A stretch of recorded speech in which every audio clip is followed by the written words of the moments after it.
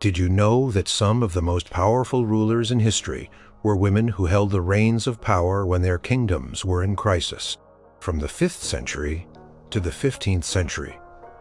During the tumultuous period known as the Middle Ages, these queen regents faced down enemies, managed rebellious nobles, and shaped the future of nations, all while navigating treacherous.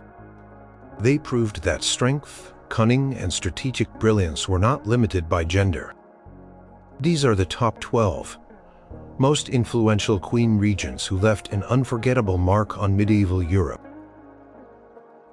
Number 12. Galla Placidia. In the early 5th century, as the mighty Western Roman Empire teetered on the edge of collapse, a formidable woman named Galla Placidia stepped into the spotlight. Born around 388 CE, she was the daughter of the Roman Emperor Theodosius I, making her part of the imperial family from birth. Her life was an epic saga of capture, marriage to a Goth king, and eventual return to the Roman fold. But her most significant role came when her half-brother, Emperor Honorius, died in 423 CE, leaving a vacuum. Honorius had no direct heir, but Galla Placidia had a young son, Valentinian III. From her marriage to Constantius III, a Roman general who briefly served as co-emperor, when a usurper named Joannes seized power, Galla Placidia fled to Constantinople, the Eastern Roman Empire's capital, seeking aid from her nephew, Emperor Theodosius II. The backing of the Eastern Roman Empire, Galla Placidia and her young son returned to Italy. The usurper was swiftly dealt with, and in 425 CE, Valentinian III, at the tender age of 6, was proclaimed Western Roman Emperor.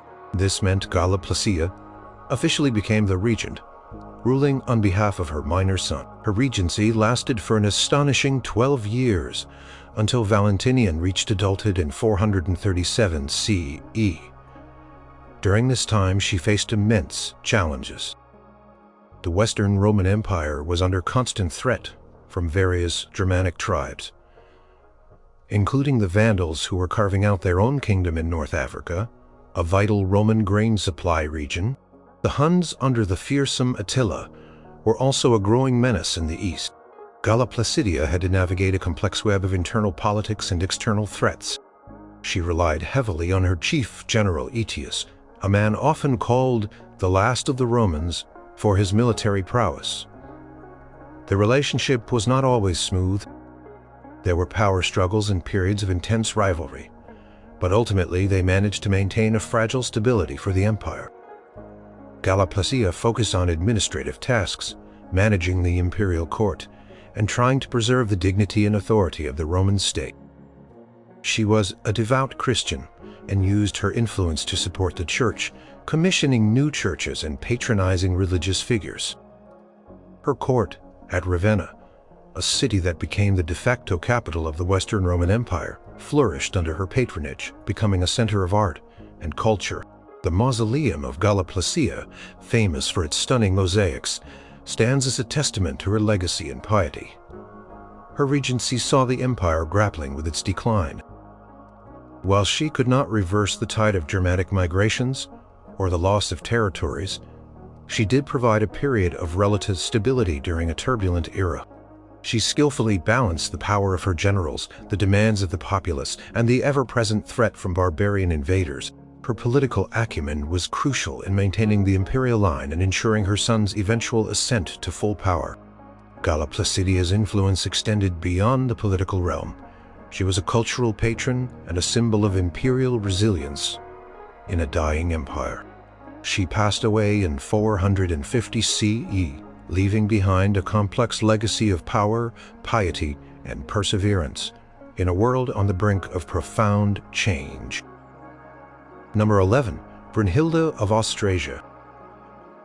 Born a Visigothic princess around 543 CE, Brunhilda's life was a whirlwind of power, betrayal, and violence in the tumultuous world of Merovingian Francia.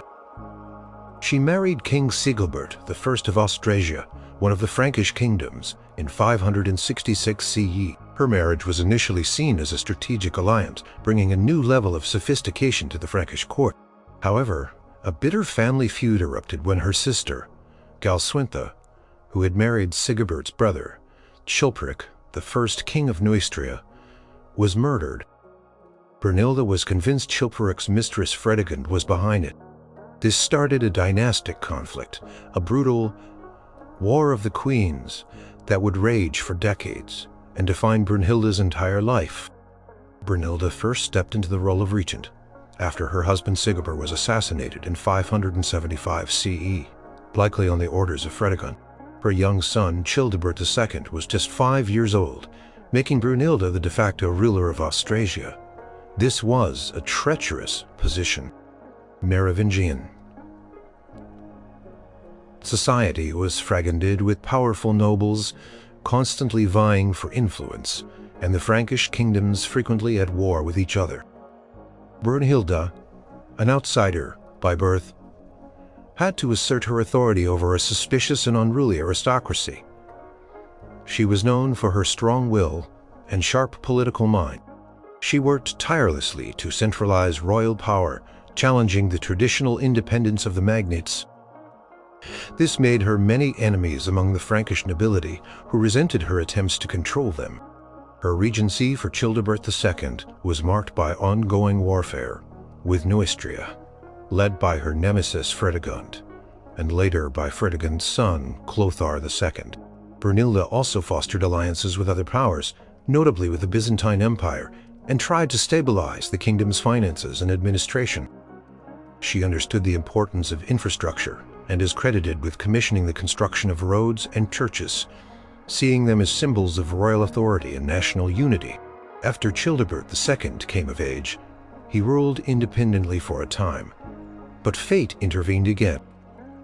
When he died in 596 CE, his two sons, Theudebert II of Austrasia and Theuderic II of Burgundy, were still minors. Brunhilda, now in her 50s, once again took on the role of regent, guiding her grandsons. Her influence remained strong, even as the brothers eventually came to rule their own kingdoms. She played them against each other, trying to maintain her own power and vision for a unified Frankish realm. This constant manipulation further alienated the nobility. She was notorious for her ruthlessness in dealing with rivals and those who questioned her authority. Several bishops and nobles who opposed her were exiled or executed. Quest for centralized power and her refusal to yield control often brought her into direct conflict with the powerful landowners and church figures. Brunhilda's long and eventful life came to a brutal end in 613 CE. After years of feuding and political maneuvering, she was captured by her long-standing rival, Clothar II of Neustria, Fredegund's son, accused of terrible crimes, including the murder of 10 Frankish kings. She was reportedly tortured for 3 days and dragged to her death. Her demise marked the end of an era of powerful queen regents in Francia for some time and solidified the rule of the Neustrian branch of the Merovingian dynasty. Brunhilda's story is a vivid example of a woman who wielded immense power in a male-dominated world, facing constant threats and leaving an undeniable Olbork on early medieval Europe. Number 10. Bathild. In the mid-7th century, the Frankish kingdom of Neustria found itself under the guidance of an extraordinary woman named Bathild. Her story is one of a remarkable ascent from slavery to queen, and then to a powerful regent. Born in Anglo-Saxon England around 626 CE, she was captured by pirates and sold into slavery in Francia. She ended up as a domestic servant in the household of Erkinewald, the mayor of the palace, to King Clovis II of Neustria. Erkinewald was so impressed by her intelligence and beauty that he presented her to the king. Clovis II was equally impressed, and Bathild quickly rose through the ranks of the royal court, eventually becoming his wife around 649 CE. This was an astonishing transformation from a slave girl to the queen of one of the most important Frankish kingdoms. When King Clovis II died in 657 CE, his eldest son, Clothar III, was still a young child, possibly only 5 or 6 years old. This immediately placed Bathild in the position of regent for her minor son. Her regency was effectively the true power behind the Neustrian throne for nearly a decade. She inherited a kingdom that was relatively stable but still subject to the usual rivalries among powerful Frankish nobles. Bathild, unlike some of her predecessors, was known for her piety and administrative skills rather than her military exploit. She worked closely with the church and supported the burgeoning monastic movement, which was a significant force for social and intellectual development at the time. One of Bathild's most notable actions during her regency was her vigorous campaign against the internal slave trade within Francia. Having experienced slavery herself, she understood its brutality and sought to abolish the practice of selling Christian slaves, particularly children, outside the kingdom. She also worked to reform various administrative practices and strengthen royal authority. She appointed capable men to key positions, often choosing them based on merit rather than solely on noble birth. This helped to professionalize the royal administration and ensure more effective governance. She also used her influence to consolidate the different parts of the Frankish kingdom under her son's rule, ensuring a period of relative peace and unity. Within Neustria, Bathild demonstrated a keen political understanding. She skillfully managed the powerful Frankish magnates, who always sought to increase their own power at the expense of the monarchy. By cultivating strong relationships with leading bishops and abbots, she gained a powerful ally in the church, which provided both moral and political support for her regency. She also played a significant role in fostering learning and literacy by supporting monasteries and encouraging the copying of manuscripts. Many historical sources describe her as a wise and just ruler who was respected for her intelligence and compassion. Her regency lasted until Clothar III reached adulthood, probably around 665 CE, at which point Bathild retired from public life. She chose to enter the monastery of Chelles, which she had founded and generously supported, embracing a life of quiet devotion. Even in retirement, her influence was felt as she continued to serve as an advisor and a spiritual guide. Bathild's decision to willingly relinquish power and enter a convent was highly unusual for a queen regent and contributed to her saintly reputation. She died in 680 CE and was later canonized as Saint Bathild. Her legacy is one of compassion, piety, and effective governance, proving that a former slave could rise to become one of the most influential figures in Frankish history, leaving a lasting mark on its legal and social structures. Number 9. Adelaide of Burgundy. Adelaide of Burgundy, born around 931 CE, led a life that was nothing short of a medieval epic, filled with power struggles, political marriages, and ultimately a triumphant regency. She was the daughter of Rudolf II, King of Burgundy and Bertha of Swabia. Her first marriage was a political alliance to Lothair II, King of Italy. However, Lothair died in 950 CE, widely suspected to have been poisoned by his rival, Berengar II of Italy. Berengar then tried to force Adelaide to marry his own son, Adalbert, to consolidate his claim to the Italian throne. Adelaide, a woman of strong will, refused. Her defiance led to her imprisonment in a castle on Lake Garda, where she endured harsh conditions. This captivity, however, did not break her spirit. She managed to escape and sought protection from Otto I, the powerful German king. Otto, seeing a strategic opportunity to assert his influence over Italy, came to her rescue. He married Adelaide in 951 CE, legitimizing his claim to the Italian crown. Their marriage marked a significant turning point in European history. Otto I would go on to be crowned Holy Roman Emperor in 962 CE, reviving the imperial title in the West, and Adelaide became empress. She was a shrewd and intelligent partner to Otto, actively participating in imperial governance and showing a keen interest in political affairs. After Otto I's death in 973 CE, their son, Otto II, became emperor. Adelaide remained an influential figure at court, often mediating disputes and advising her son. However, her true moment as a regent came after Otto II's unexpected death in 983 CE, leaving behind a young son, Otto III, who was only 3 years old. This plunged the Holy Roman Empire into a precarious situation. Adelaide, as the Empress Dowager and grandmother, immediately stepped forward to assume the regency. She was joined by her daughter-in-law Theopanu, the boy's mother, creating a unique joint regency. The early years of Otto III's minority were fraught with danger. Henry the Wrangler, Duke of Bavaria, a disgruntled relative, kidnapped the young Otto, attempting to seize the throne for himself. Adelaide and Theopanu quickly rallied support from loyal nobles in the church, demonstrating their political savvy and determination. They successfully orchestrated Otto III's rescue and the suppression of the rebellion.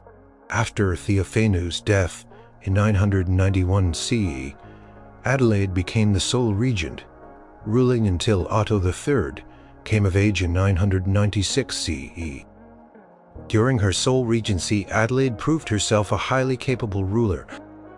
She focused on strengthening the imperial administration, promoting peace within the vast empire, and maintaining strong ties with the church. She was a patron of monastic reform, supporting prominent abbeys and fostering learning. She was also actively involved in diplomacy, maintaining relations with other European powers. Her reputation for piety and wisdom grew throughout her reign. She was known for her charitable works and her dedication to justice. Adelaide managed to pass on a stable and powerful empire to her grandson, a remarkable achievement given the turbulent nature of the times. She continued to advise Otto III even after he assumed full power, holding considerable influence at his court. Adelaide retired to a monastery she had founded in Celts, Alsace, where she died in 999 CE. She was later canonized as Saint Adelaide. Her life is a testament to resilient strategic thinking and the enduring power of a determined woman in medieval politics. Number 8. Theophanu. Theophanu, born in Constantinople around 955 CE, was a Byzantine princess, the niece of Emperor John I, Tzimiskes. Her marriage in 972 CE to Otto II, the son of Emperor Otto I of the Holy Roman Empire, was a grand diplomatic event designed to cement an alliance between the two great empires of the East and West. She brought with her not just imperial prestige, but also a sophisticated Byzantine education and culture, which profoundly influenced the German court. She was known for her beauty, intelligence, and sharp wit. Theophanu was a formidable partner to Otto II, often accompanying him on campaigns and actively participating in imperial councils. She was even documented co-signing official documents, a rare privilege for a medieval empress. Theophanu's true test came with the sudden death of her husband, Emperor Otto II. In 983 CE, their son Otto III was just 3 years old. This created a perilous power vacuum in the Holy Roman Empire. Theophanu immediately asserted her rights as regent along with her formidable mother-in-law, Adelaide of Burgundy. This unique joint regency was born out of necessity and a shared determination to secure the throne for the young emperor. They faced an immediate challenge from Henry the Wrangler, Duke of Bavaria, who kidnapped Otto III, attempting to seize power for himself. Theophanu, showing remarkable courage and political acumen, rallied loyal nobles and bishops. She, alongside Adelaide, skillfully navigated the political landscape, eventually securing the release of her son and quashing the rebellion. After this initial crisis, Theophanu became the dominant figure in the regency. Especially after Adelaide retreated somewhat from active political life from 985 CE until her death in 991 CE. Theopanu was the sole and undisputed regent of the Holy Roman Empire. She governed with a firm hand, demonstrating an impressive grasp of imperial administration and foreign policy. She focused on strengthening the central authority of the empire, which was often challenged by powerful dukes and local magnates. She successfully suppressed several rebellions and maintained peace within the vast territories of the empire. Theopanu continued her husband's policy of incorporating Byzantine administrative and cultural elements into the Western court. She brought Byzantine scholars, artists, and advisors to Germany, fostering a period of cultural exchange that enriched the Ottonian Renaissance. She was a patron of the arts and sciences, and her court became a vibrant center of learning and refined customs. Her diplomatic skills were also exceptional. She maintained good relations with the Byzantine Empire, despite the initial tensions that had surrounded her. She also established contacts with other European powers, ensuring the stability and prestige of the empire. Her rule was marked by peace and prosperity, a significant achievement for a woman ruling a vast and complex empire. In a turbulent era, she proved to be a highly effective and respected ruler, commanding the loyalty of her subjects and the respect of her adversaries. Theopanu ensured that Otto III was well educated and prepared for his eventual role as emperor. She passed away in 991 CE, leaving a powerful and stable empire for her young son. Her death was a major blow, and the regency then fell to her mother-in-law, Adelaide, and Archbishop Willigis of Mainz. Theophanu's legacy is that of a powerful and intelligent empress who not only secured the throne for her son, but also introduced a significant strain of Byzantine culture into the heart of Europe, shaping the future trajectory of the Holy Roman Empire. Number 7. Agnes of Pu. Agnes of Pu, born around 1025 CE, was a member of the powerful Ramnelfid dynasty which ruled the Duchy of Aquitaine and the county of Poitou in France. She was known for her intelligence and piety, characteristics that would prove invaluable later in her life. In 1043 CE, she married the Holy Roman Emperor Henry III, becoming empress. This was a politically significant marriage, as it linked the imperial house with one of the most prestigious and wealthy regions of Western France. Agnes proved to be a strong and supportive partner to Henry, actively participating in imperial affairs and showing a keen interest in the intellectual and religious movements of her time. She was also a patron of the Church, known for her devotion and her support for ecclesiastical reform. Her life took a dramatic turn with the unexpected death of her husband, Henry III, in 1056 CE. Their son, Henry IV, was only 6 years old, leaving the Holy Roman Empire in a precarious state. Agnes, as the Empress Dowager and mother of the new emperor, immediately stepped into the role of regent. This was a challenging position. The Holy Roman Empire was a collection of powerful duchies and princely states, and the emperor's authority was often challenged by ambitious nobles. The Church, under the influence of the Gregorian reform movement, was also asserting its independence from secular rulers, setting the stage for future conflicts. Agnes's regency, which lasted for nearly a decade until 1065 CE, was marked by her efforts to maintain imperial authority and navigate the treacherous political waters. In Italy, she ruled with a strong hand, relying on a trusted circle of advisors. She made several significant appointments, including bishops to powerful sees, often choosing those who were loyal to the imperial cause. However, her regency gradually faced increasing opposition from powerful magnates, who resented her authority and sought to expand their own influence. Critics accused her of weakness and favoring certain individuals, leading to a loss of respect among some of the German nobility. One of the most significant events of her regency was the coup of Kaiserwerth. In 1062 CE, a group of powerful archbishops and nobles, led by Anno, the second Archbishop of Cologne, abducted the young Henry IV. This effectively stripped Agnes of her direct control over her son and, by extension, over the imperial administration. While she remained a key figure and continued to wield influence, the coup severely undermined her authority as regent. This incident highlighted the deep divisions within the German aristocracy and the fragility of imperial power during a minority. Despite this setback, Agnes continued to play a role in the political life of the empire. After the coup, she gradually withdrew from direct political involvement, focusing more on her spiritual life and her role as an advisor to her son.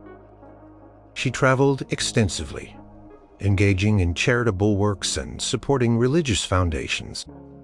Even after Henry IV assumed full power, Agnes continued to influence him, particularly on matters of church reform.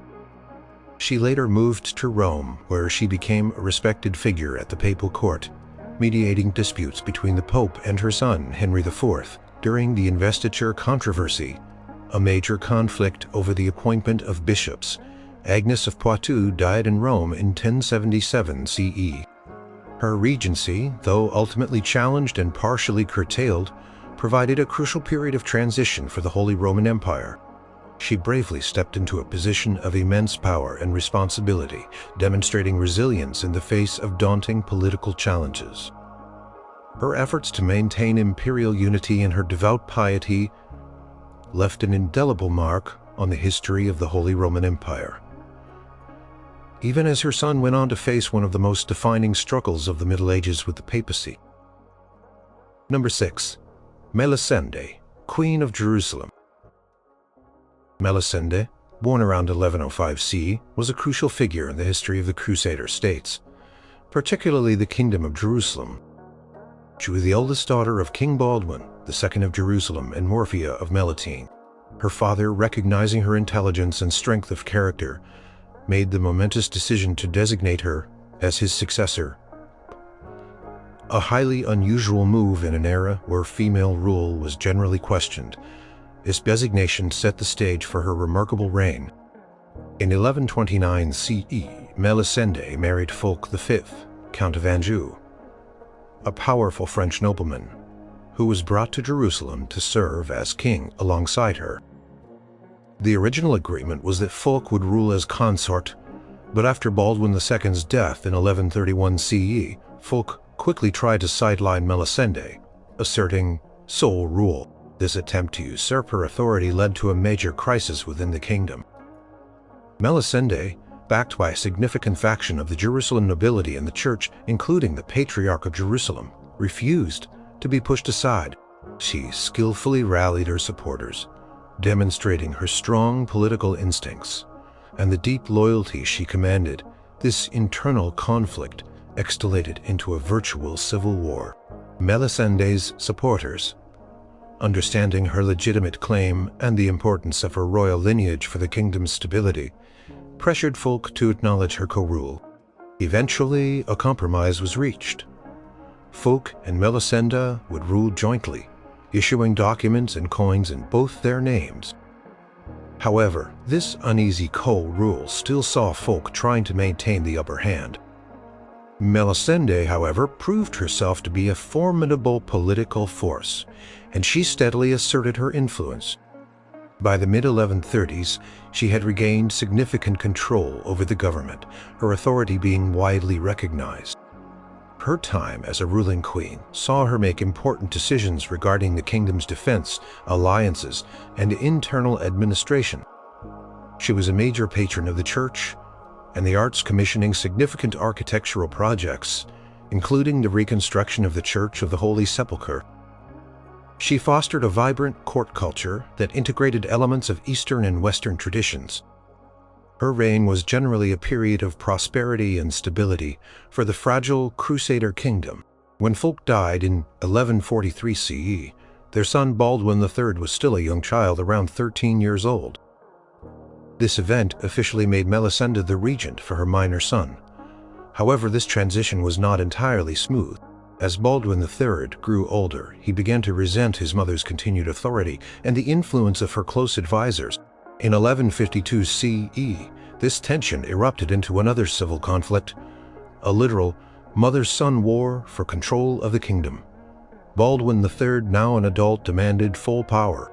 Melisende, while initially resisting, eventually conceded the cities of Jerusalem and Nablus to her son, while she retained control of the kingdom's richest regions, including Acre and Tyre. Despite this unusual division, the conflict eventually cooled, and mother and son reached a reconciliation. Melisende continued to wield considerable influence, and her political experience remained invaluable. She often advised Baldwin III and was actively involved in state affairs, especially during important diplomatic missions. For instance, she negotiated an alliance with the Byzantine Empire. Her death in 1161 CE marked the end of an era. Melisende's long and eventful reign, both as co-ruler and regent, solidified the legitimacy of the royal line and provided crucial stability to the Kingdom of Jerusalem during a tumultuous period. Number 5. Eleanor of Aquitane. Eleanor of Aquitane, born around 1122 CE, is arguably one of the most famous and influential women of the Middle Ages. Duchess of Aquitaine. In her own right, she was incredibly wealthy and powerful, controlling vast territories in southwestern France. Her first marriage was to King Louis VII of France in 1137 CE, making her Queen of France. This union was tumultuous, and after participating in the Second Crusade together, they divorced in 1152 CE. Just 2 months later, she made another astonishing move. She married Henry Plantagenet, who would soon become Henry II of England. This marriage, by combining her extensive French lands with Henry's burgeoning Anglo-Norman territories, created the vast Angevin Empire, a major power bloc in Western Europe. As Queen of England, Eleanor was a prominent figure at Henry II's court. She bore him several children, including future kings Richard the Lionheart and John. However, her relationship with Henry was also fraught with tension, particularly as her sons grew older and began to resent their father's refusal to grant them more authority. Eleanor actively supported her sons in their rebellions against Henry, leading to her imprisonment for many years. This period of confinement, however, did not diminish her political acumen or her status. Eleanor's most significant period as a regent came much later in her life. During the reign of her son, Richard I, also known as Richard the Lionheart. When Richard ascended to the English throne in 1189 CE, he almost immediately set off on the Third Crusade.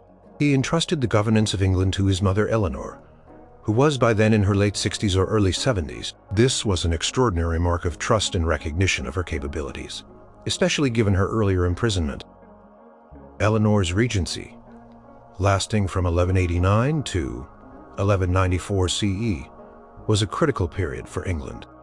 Her primary task was to maintain peace and stability in a kingdom whose king was absent fighting in the Holy Land. She had to manage powerful and often rebellious English barons, many of whom had their own ambitions. She also had to collect the enormous ransom required to free Richard after he was captured in Austria on his way back from the Crusade. This involved imposing heavy taxes and levies, a task that required immense diplomatic skill to avoid widespread rebellion. Eleanor demonstrated remarkable energy and political savvy during this time. She traveled extensively throughout England, hearing petitions, resolving disputes, and ensuring justice was administered. She worked to prevent her youngest son John from seizing the throne during Richard's captivity. John, ambitious and opportunistic, tried to form alliances with the French king Philip II to usurp his brother. Eleanor, drawing on her vast network of connections and her immense personal authority, worked tirelessly to counter John's machinations and maintain loyalty to Richard. She was instrumental in raising the massive ransom, overseeing its collection and transfer. When Richard was finally freed in 1194 CE and returned to England, Eleanor formally relinquished her regency. She continued to play a vital advisory role to him and later to her son John, even in her 80s. She frequently traveled, engaged in diplomacy, and helped to secure alliances.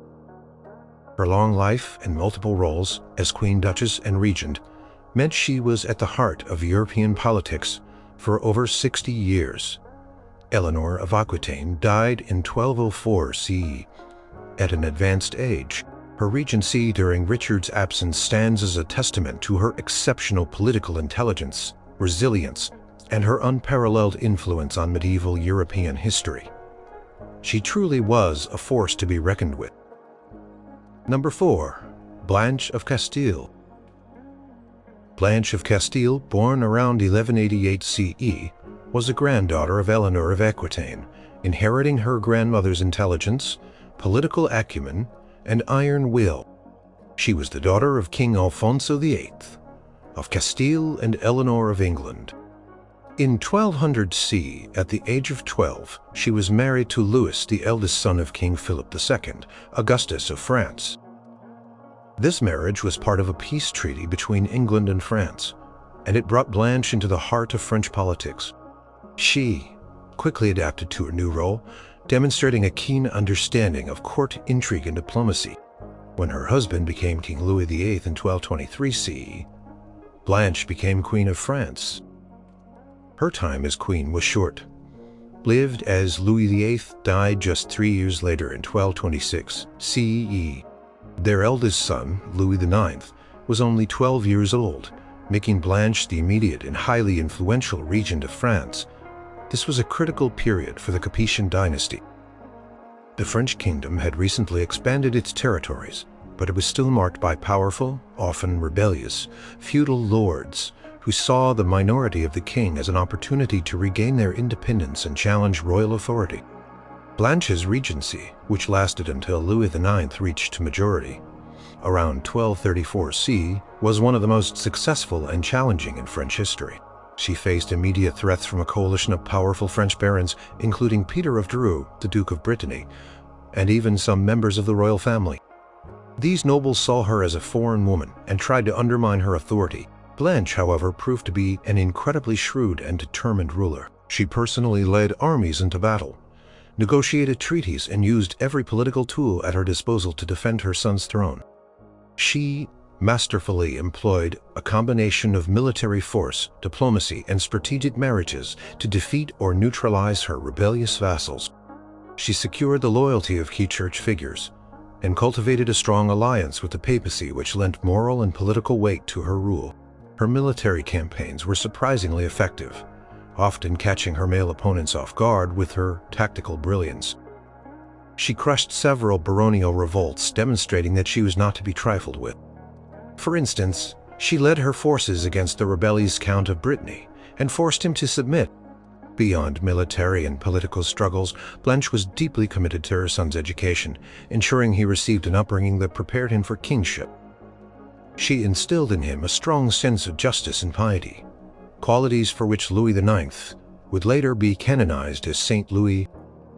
Her administrative reforms and efforts to strengthen royal justice laid the groundwork for Louis IX's highly effective reign. She also continued her grandmother, Eleanor's tradition of promoting culture and learning, supporting universities and scholars. Even after Louis IX assumed full power, Blanche continued to exert considerable influence, serving as his trusted advisor. She was particularly influential when Louis IX embarked on the Seventh Crusade in 1248 CE, once again taking on the role of regent during his prolonged absence. This second regency was equally challenging, as she had to manage the kingdom while her son was in the Holy Land. She maintained order and stability, but the financial strain of the crusade and the absence of the king took their toll. Blanche died in 1252 CE, while Louis was still on crusade. Her death was a profound loss for the kingdom and for Louis, who revered her.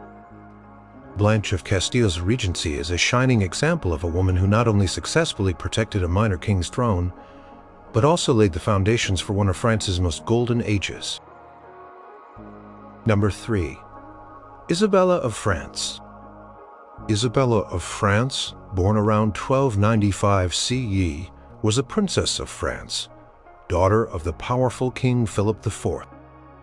Her marriage in 1308 CE to King Edward II of England was intended to forge a lasting peace between the two rival kingdoms.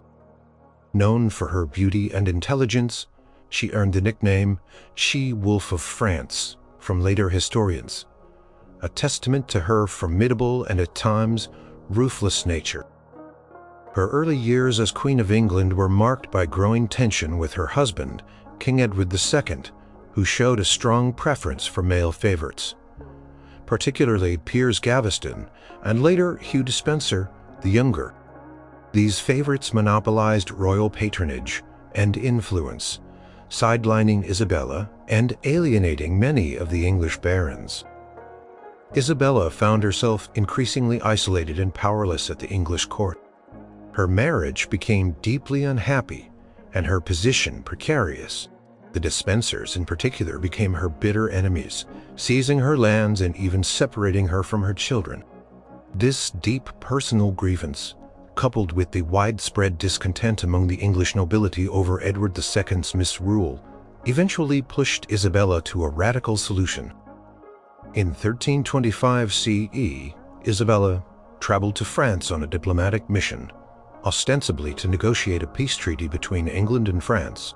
While there, she refused to return to England unless the Despensers were removed from power.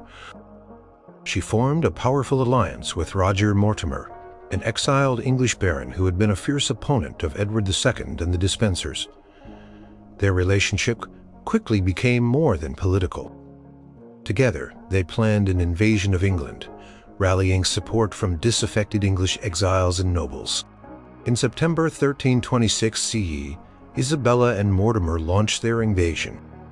They landed in England with a small force, but they were quickly joined by a swelling tide of support from barons, knights, and common people who were fed up with Edward II and his favorites. The invasion was overwhelmingly successful. Edward II's government collapsed and he fled only to be captured shortly thereafter. Hugh Despencer the Younger and his father were captured and brutally executed. With Edward II effectively deposed, Isabella and Mortimer found themselves in control of the kingdom. Their son, Edward III, was only 14 years old, making Isabella the de facto regent for her minor son. Her regency, which lasted from 1327 to 1330 C, was marked by significant political maneuvering and controversy. She and Mortimer ruled in the king's name, wielding immense power. They oversaw the formal deposition of Edward II in January 1327 CE, making Edward III the undisputed king. Edward II himself was imprisoned and almost certainly murdered later that year, though the exact circumstances remain debated. During her regency, Isabella and Mortimer sought to consolidate their power. They made decisions on foreign policy dealing with Scotland and France and distributed patronage to their supporters. However, their rule quickly became unpopular. Roger Mortimer, in particular, amassed vast wealth and behaved with an arrogance that alienated many of the very nobles who had supported their invasion. Their lavish lifestyle and perceived tyranny led to growing resentment. The young Edward III, as he approached adulthood, also began to chafe under their control. In 1330 CE, at the age of 18, Edward III orchestrated a daring coup. With the help of loyal nobles, he stormed Nottingham Castle, where Isabella and Mortimer were staying. Mortimer was captured, tried for treason, and executed. Isabella herself was spared due to her royal status and her son's respect, but her active political career came to an abrupt end. She was effectively retired from public life and lived in comfortable confinement for the remaining 28 years of her life, rarely leaving her estates. Isabella of France's regency, though short and controversial, stands as a dramatic example of a queen who, driven by personal grievance and political ambition, successfully overthrew a king and seized Heffrey. Number 2. Maria de Molina. Maria de Molina, born around 1265 CE, was a Castilian noblewoman of impressive lineage, a great-granddaughter of King Alfonso IX of Leon. Her marriage in 1282 CE to King Sancho IV of Castile was controversial from the start due to a close familial relationship that required a papal dispensation. Despite the controversy, Maria proved to be a highly intelligent and capable queen, actively participating in the political life of the kingdom alongside her husband. She was known for her calm demeanor, sharp political instincts, and unwavering determination. Her most significant contributions to Castilian history came after her husband's death. King Sancho IV died in 1295 CE, leaving behind their eldest son Ferdinand IV, who was only 9 years old. This plunged the Kingdom of Castile into a period of extreme instability. The kingdom was immediately beset by a multitude of challenges: internal rebellions from ambitious nobles and infant, princes who claimed the throne for themselves, invasions from neighboring kingdoms like Aragon and Portugal, and a constant threat from the Nasrid Kingdom of Granada to the south. Maria de Molina stepped into the role of regent for Ferdinand IV, a position she held for nearly a decade, until 1305 CE. This was arguably one of the most challenging regencies in medieval Europe. She faced a hostile and fragmented nobility, some of whom openly questioned the legitimacy of her son's birth due to the controversial marriage. Her own brothers-in-law, John and Henry, repeatedly launched bids for the throne, often with foreign backing. Maria's greatest asset was her diplomatic skill and her extraordinary ability to maneuver through a complex web of alliances and betrayals. She employed a brilliant strategy of playing her enemies against each other, offering concessions to some to secure temporary peace, while firmly resisting others. She secured the loyalty of key cities and segments of the nobility, leveraging their support against the rebellious Infante. She understood the importance of papal backing and skillfully used her relationship with the Church to legitimize her son's rule and reinforce her own authority. She was tireless in her efforts, traveling across the kingdom, negotiating with fractious nobles, and even personally leading forces when necessary. Her regency was a constant struggle for survival. But Maria de Molina consistently prevailed. She successfully defended her son's throne against multiple invasions and rebellions. She managed to secure peace treaties with Aragon and Portugal, effectively isolating her internal enemies. By the time Ferdinand IV reached his majority, Maria had delivered a kingdom that was intact, albeit still facing challenges, and had secured his position as undisputed king. Even after Ferdinand IV assumed full power, Maria de Molina continued to be a crucial advisor. Her influence remained strong, and she often mediated disputes between her son and his rebellious nobles. Her resilience was further tested when Ferdinand IV died suddenly in 1312 CE, leaving behind another young heir, Alfonso XI, who was less than 1 year old. Once again, Maria de Molina stepped forward as regent, sharing the responsibility with other powerful nobles. The second regency, though shorter, was equally fraught with peril as ambitious rivals again sought to exploit the minority of the king. She continued her strategy of careful diplomacy and firm action, again securing the throne for her grandson. Maria de Molina died in 1321 CE. Her legacy is one of unparalleled resilience and political genius. She successfully navigated two incredibly turbulent minorities, preserving the Castilian monarchy against overwhelming odds. Her astute political leadership, her ability to inspire loyalty, and her unwavering dedication to her children and grandchildren ensured the survival and continuity of the Castilian royal line, making her one of the most influential and effective queen regents in medieval history. Number 1. Margaret of Denmark. Margaret of Denmark, born around 1353 CE, was a woman of extraordinary ambition, intelligence, and political prowess, who, through a combination of strategic marriages, adoptions, and sheer force of will, came to rule not one but 3 kingdoms. She is often referred to as the Semiramis of the North, or the Queen of the North, a testament to her legendary status and unparalleled influence. Her path to power began with her marriage in 1363 CE to King Haakon VI of Norway, who's also the former King of Sweden. This marriage linked the Danish and Norwegian royal houses. Her son Oluf was born in 1370 CE. The first step in her regency journey came after the death of her father, King Valdemar IV of Denmark, in 1375 CE. Despite being a woman, Margaret successfully secured the Danish throne for her young son Olaf, who was only 5 years old. As his mother, she immediately became the Regent of Denmark. She masterfully outmaneuvered other claimants and powerful nobles, demonstrating her early political acumen.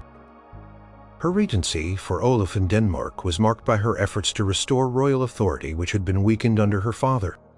She navigated the complex political landscape of the Danish nobility, using diplomacy and strategic alliances to consolidate power. She also engaged in foreign policy, trying to reclaim lost territories and assert Danish dominance in the Baltic. In 1380 CE, a further stroke of luck occurred when her husband, Håkon VI. This meant that her son Olaf, already King of Denmark, also inherited the throne of Norway. Margaret thus became regent for both Denmark and Norway, holding the reins of power across a vast Scandinavian realm. The true pinnacle of her power came after the unexpected death of her son Oluf in 1387 CE. This was a critical moment. Margaret had no direct heir, but she was unwilling to relinquish the power she had painstakingly acquired. Instead, she adopted her grandnephew Eric of Pomerania and immediately began to secure his claim to the thrones of Denmark and Norway. The Danish and Norwegian councils recognized her as all-powerful mistress and guardian, and regent of the entire kingdom. Her ambition, however, stretched even further. Sweden at this time was under the rule of King Albert of Mecklenburg, who was unpopular with the Swedish nobility. They appealed to Margaret for help. Seizing the opportunity, Margaret launched a military campaign against Albert. In 1389 CE, her forces decisively defeated Albert's army at the Battle of Asli. This victory effectively made Margaret the ruler of Sweden as well. She thus became the de facto ruler of all three Scandinavian kingdoms. Her supreme achievement came in 1397 CE, with the formal establishment of the Kalmar Union. Under her guidance, representatives from Denmark, Norway, and Sweden met in Kalmar, Sweden, and signed a treaty creating a personal union of the three kingdoms under a single monarch, her adopted son, Eric. While Eric was crowned king of the Kalmar Union, Margaret remained the true power behind the throne, ruling as regent and lady and master of the whole realm of Denmark, Sweden, and Norway until her death. Margaret's regency, which was, in effect, a lifelong rule, transformed Scandinavia. She centralized power, reformed the administration, and maintained peace within the Union, a remarkable feat given the historical rivalries.